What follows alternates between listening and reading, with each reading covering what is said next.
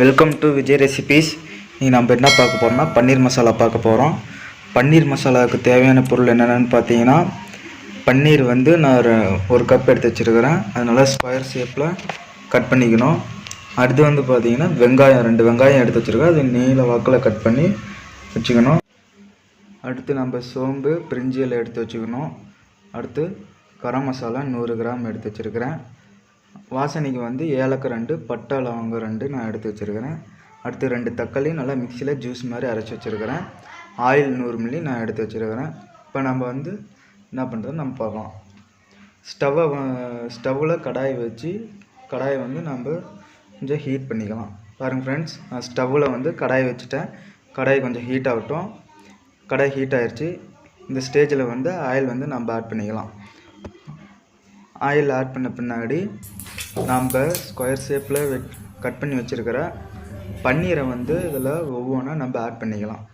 பாருங்கள், பன்னீர் எடுத்துருக்கிறேன். பன்னீரை வந்து நான் ஒவ்வொன்றா ஆட் பண்ணுறேன். ஆயிலில் லோ ஃப்ளேம் வச்சுக்கோங்க. லோ ஃப்ளேம் வச்சு பொறுமையாக பன்னீரை ஒவ்வொன்றா ஆட் பண்ணுங்கள். பன்னீரை ஒவ்வொன்றா ஆட் பண்ண பின்னாடி அது ப்ரௌன் கலரில் வரணும். பன்னீர் எதுக்கு நம்ம ஆயிலில் ஆட் பண்ணுறோன்னா, அதோட பச்சை ஸ்மெல் போகும். நல்லா அந்த தண்ணி வடிகட்டி பன்னீர் வந்து நல்லா வரும். ஸ்லோ ஃப்ளேம்லேயே வச்சு செய்யுங்க. பாருங்கள் ஃப்ரெண்ட்ஸ், பன்னீர் நல்லா கொஞ்சம் ப்ரௌன் கலரில் வருது.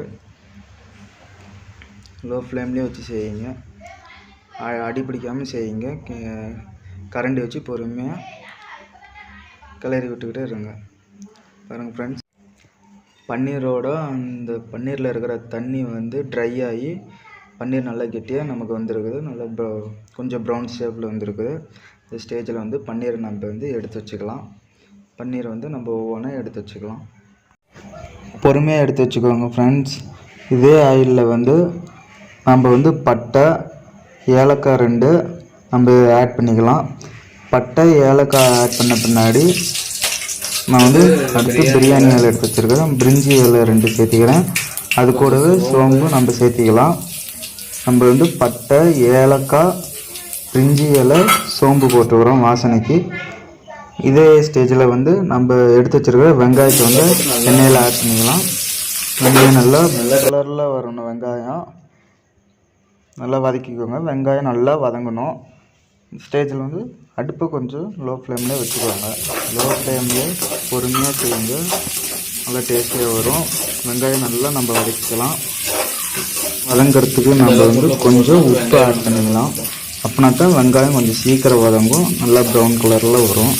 அப்படின்னாதான் அந்த டேஸ்ட்டு நல்லா நமக்கு எடுத்து கொடுக்கும். பாருங்கள், வெங்காயம் நல்லா வதங்கிருச்சு. ப்ரௌன் கலரில் நல்லா வந்துருச்சு. இந்த ஸ்டேஜில் வந்து நம்ம என்ன பண்ண போகிறோன்னா தக்காளியை ஆட் பண்ணிக்கலாம். நம்ம வந்து மிக்சியில் வந்து 2 தக்காளி பிடிச்சி வச்சுருக்கிறேன் ஜூஸ் மாதிரி. அதை நான் ஆட் பண்ணுறேன்.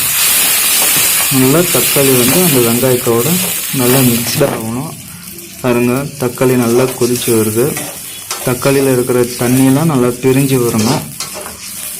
அது வரலும் நம்ம வந்து கைவிடாமல் தக்காளியும் வெங்காயத்தையும் நல்லா மிக்ஸ் பண்ணிக்கலாம். தக்காளி நல்லா மசிஞ்சு தண்ணி பிரிஞ்சு வருது. இந்த ஆயில் வந்து நல்லா வெளில தெரியுது. இந்த ஸ்டேஜில் வந்து நான் 100 கிராம் கரம் மசாலா எடுத்து வச்சுருக்கிறேன். அதை நான் ஆட் பண்ணிக்கிறேன். ஆட் பண்ண பின்னாடி நல்லா கிளறிக்கோங்க.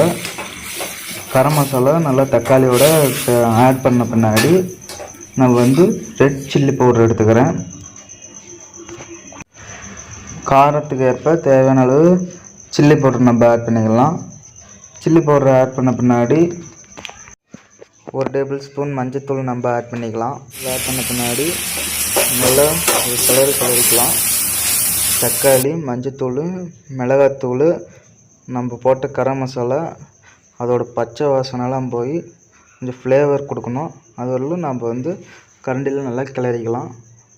பாருங்கள் ஃப்ரெண்ட்ஸ், நல்ல கலரில் வந்துருக்குது. அந்த சில்லி பவுடர் வந்து நல்லா ரெட் கலரில் நல்லா காமிக்குது. வேறு எந்த ஃபுட் கலரும் நம்ம ஆட் பண்ணல. ஹோட்டல்லாம் பார்த்தீங்கன்னா ஃபுட் கலர் ஆட் பண்ணுவாங்க. நம்ம ஃபுட் கலர்லாம் ஆட் பண்ணல. நம்ம சிம்பிளாக டேஸ்டியாக நம்ம செய்யலாம். இதுக்கு தேவையான அளவு உப்பு நம்ம சேர்த்திக்கிறேன். நம்ம முன்னாடியே வெங்காயத்துக்கு நம்ம உப்பு போட்டிருக்கோம். அதனால் கரெக்டாக பக்குவத்தில் உப்பு போடுங்க. 2 கிளாஸ் வாட்டர் நான் ஆட் பண்ணிக்கிறேன். வாட்டர் ஆட் பண்ண பின்னாடி நல்லா கொதித்து வரணும். அந்த அடுத்த ஸ்டேஜில் நம்ம பன்னீர் ஆட் பண்ணிக்கலாம். பாருங்கள் ஃப்ரெண்ட்ஸ், மசாலா நல்லா கொதிச்சு வருது. இந்த ஸ்டேஜில் நம்ம பன்னீரை ஒவ்வொன்றா ஆட் பண்ணிக்கலாம். ஒவ்வொரு பீஸாக நீங்கள் ஆட் பண்ணிக்கோங்க. நல்லா பொறுமையாக பன்னீரை வந்து மசாலாவில் வந்து கிளறி விடுங்க. உடஞ்சிடக்கூடாது பன்னீரை. நல்லா பன்னீரை வந்து இந்த மசாலாவில் வந்து கிளறி விடுங்க. பாருங்கள் ஃப்ரெண்ட்ஸ், மசாலாவோட பன்னீர் நல்லா மிக்ஸ்ட் ஆகிடுச்சு. இந்த பன்னீரோட ஜூஸியும் மசாலாவோட ஜூஸியும் நல்லா மிக்ஸ் ஆகுது. பாருங்கள், நல்லா கொஞ்சம் இன்னும் ட்ரை ஆகட்டும். ஒரு 2 நிமிஷத்துக்கு நீங்கள் வந்து மசாலாவை வந்து கொதிக்க விடுங்க ஃப்ரெண்ட்ஸ். மசாலா வந்து நல்லா ட்ரை ஆகி அந்த பன்னீரும் இந்த எசன்ஸும் நல்லா இறங்கி நல்ல ஒரு டேஸ்டியும் நல்லா கொடுக்கும். மசாலா நல்லா கொதிச்சு வந்துருச்சு. இந்த ஸ்டேஜில் வந்து நம்ம பெப்பரை வந்து நம்ம ஆட் பண்ணிக்கலாம். பெப்பர் பவுடர் எடுத்து வச்சுருக்கேன், நான் அது கொஞ்சம் ஆட் பண்ணிக்கிறேன். நல்ல ஒரு ஃப்ளேவர் கொடுக்கும். நல்ல ஒரு காரமாக நல்ல மசாலாவாக இருக்கும். பெப்பர் ஆட் பண்ண பின்னாடி கரண்டியை வச்சு நல்லா ஒரு கிளறிக்கோங்க. பன்னீரோட பெப்பர் நல்லா மிக்சட் ஆகட்டும். மிக்சிங் ஆனோன்னா நல்லா ஒரு டேஸ்ட் கொடுக்கும். ஆல்மோஸ்ட் வந்து பன்னீர் மசாலா ரெடி ஆயிடுச்சு. இந்த ஸ்டேஜில் வந்து நறுக்கின கொத்தமல்லியை வந்து நம்ம மேலே தூவிக்கலாம். கொத்தமல்லி ஆட் பண்ண பின்னாடி நம்ம ஸ்டவ்வை ஆஃப் பண்ணிக்கலாம். தேவையான பன்னீர் மசாலா நல்லா ரெடி ஆயிடுச்சு. நான் ஒரு பவுலில் மாற்றி காமிக்கிறேன். பாருங்கள், பன்னீர் மசாலா நல்லா வந்திருக்கு. நல்லா டேஸ்டியான பன்னீர் மசாலா ரெடி ஆயிடுச்சு. இதே போல் நீங்கள் வந்து சப்பாத்திக்கு ரைஸ்க்கு வந்து நல்லா வச்சு சாப்பிட்லாம். நல்ல ஒரு டேஸ்டி கொடுக்கும். வீட்டில் இருக்கிறவங்க எல்லாத்துக்கும் கொடுங்க, விரும்பி சாப்பிடுவாங்க. கிட்ஸுங்க நல்லா விரும்பி சாப்பிடுவாங்க. லைக் பண்ணுங்கள், ஷேர் பண்ணுங்கள், கமெண்ட் பண்ணுங்கள். மறக்காமல் அந்த பெல் ஐக்கானை கிளிக் பண்ணுங்கள். ஓகே, பாய்.